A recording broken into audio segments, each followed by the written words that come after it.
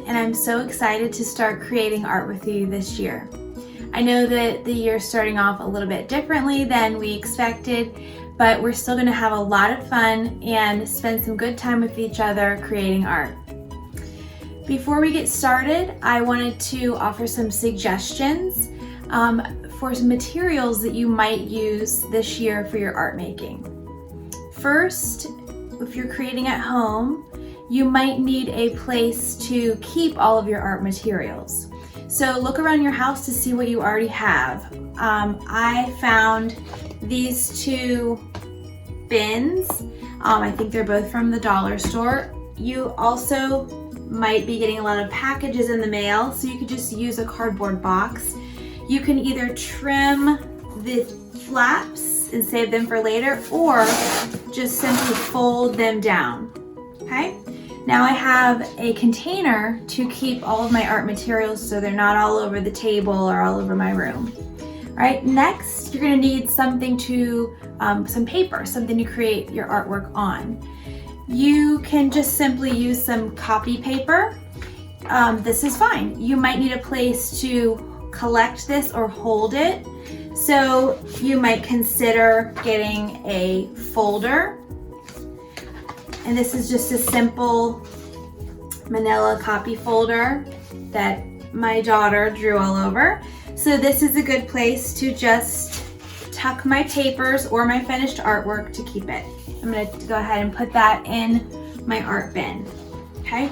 The next thing, if you wanted some thicker paper, you might consider a sketchbook.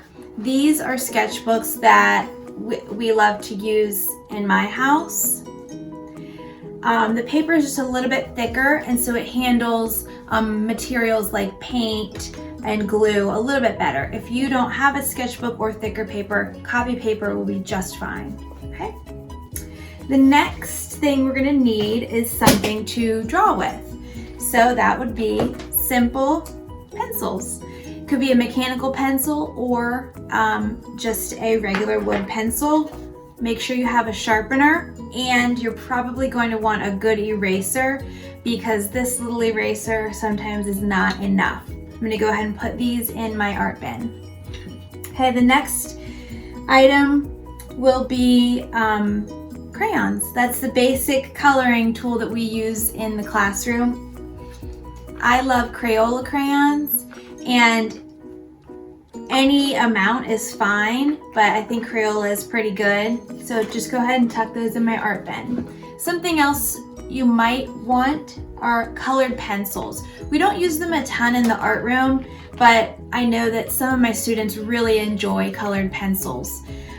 In my family, my son loves to use them, and they never stay in this box. So we just have a cup, and you could also tuck your sharpener right in this cup too. So I'm going to put this in my art bin.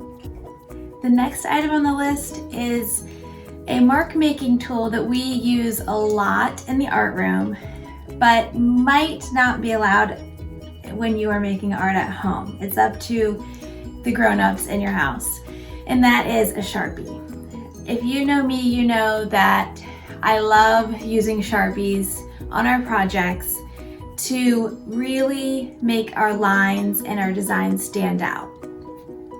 If you can use a Sharpie, I recommend the fine point or the ultra fine point markers.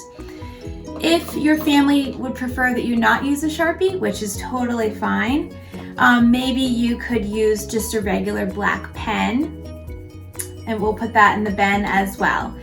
If your families would prefer that you not use either of those, that is fine. Pencil or crayon or washable marker is perfectly great. All right, the next is markers. I do love markers. Washable markers are going to be the best bet, number one, because they're washable, but also we can create some watercolor paint with the markers. Okay, so I definitely recommend Crayola, but really any brand is fine as long as they're the washable kind. Next, speaking of watercolors, in the art room, I love painting. I know it's a little bit more difficult when you're at home. And like I said, I will show you a way to use these as paint.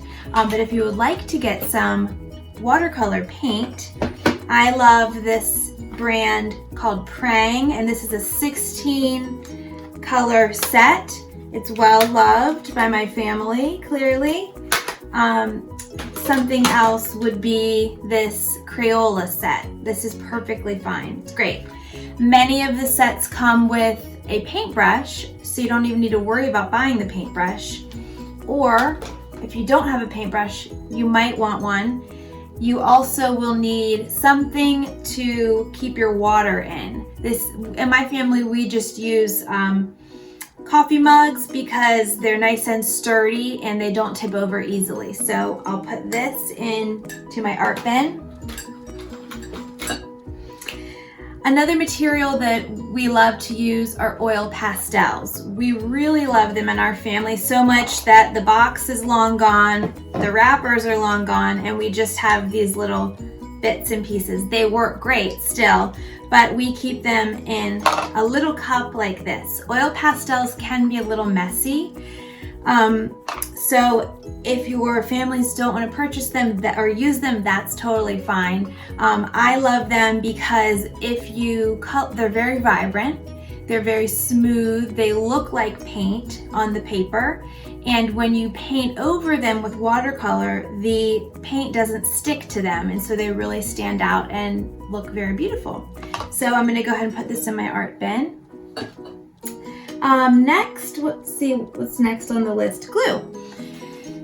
So I think that glue is on your regular back to school list. We use glue sticks a lot, and you also might want some liquid glue for when we are gluing down thicker paper or cardboard or other materials. And speaking of cardboard and other materials, something else you can start collecting are little pieces of cardboard. As you get those boxes that come in the mail, you might ask a grown-up to use sharp scissors to cut them down. We can just color or draw or paint right on here, or we might be cutting them up into smaller pieces, using them for collage and that type of thing. And it looks like the last item on my list that you can think about collecting is bubble wrap. I recently received a package wrapped in bubble wrap, so I'm going to save this and put this in my art bin as well. We use this for print making for some of our materials, and we'll talk about that later in the year. So my art bin is tucked and ready to go. Okay, here it is. I'm going to just set it off on the side somewhere where it's not making a mess in my house, and when it's time for art, I'll pull it out and I'm ready to go. Okay?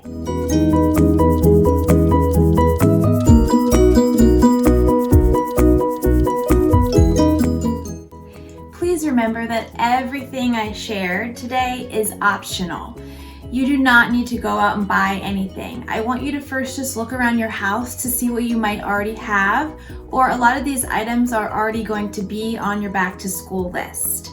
All of my projects that I present to you, I will offer some different variations that people can do. If they only have a pencil, I'll give you options for that. If you have more materials, I'll show you some more steps you can take. Please remember, you do not need to go out and buy anything, but if you do want to purchase something, many of these things you can just find at Walmart or Target or the dollar store, Jerry's Artorama, Michael's, Amazon, anything like that. Okay, I tried to pick some really basic materials, and you can pick and choose what works for you and your family. I'm so excited to start the year and begin creating with you.